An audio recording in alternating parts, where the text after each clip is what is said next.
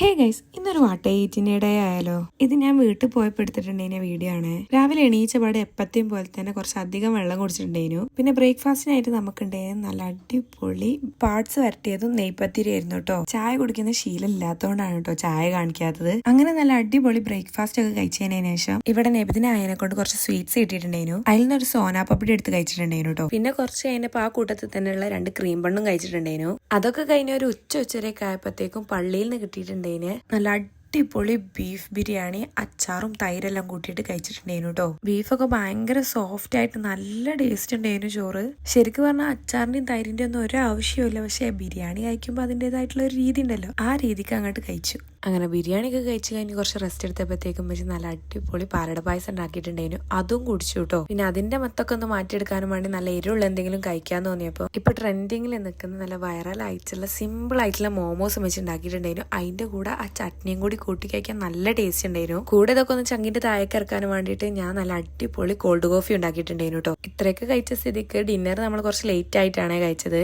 ഡിന്നറിന് വേണ്ടിയിട്ട് നമുക്ക് നല്ല അടിപൊളി ഗോതമ്പ് ദോശയും അതുപോലെ തന്നെ കൂടെ കഴിക്കാൻ വേണ്ടിയിട്ട് ഞാൻ നല്ല അടിപൊളി സിമ്പിൾ ആയിട്ടുള്ള ചിക്കൻ കടായും കൂടി ഉണ്ടാക്കിയിട്ടുണ്ടായിരുന്നു. ഞാൻ ഉണ്ടാക്കിയതിനെ കൊണ്ട് പറയല്ല, നല്ല അടിപൊളി ടേസ്റ്റ് ഉണ്ടായിരുന്നു. അങ്ങനെ അതൊക്കെ കൂട്ടിയിട്ട് ഒരു 9:30-10 മണി ആയപ്പോഴത്തേക്ക് നമ്മൾ ഡിന്നർ കഴിച്ചിട്ടുണ്ടായിരുന്നു. അപ്പോൾ ഇന്നത്തെ വീഡിയോ അത്രേ ഉള്ളൂ. നെക്സ്റ്റ് വീഡിയോ വരുന്നവരെ ബൈ.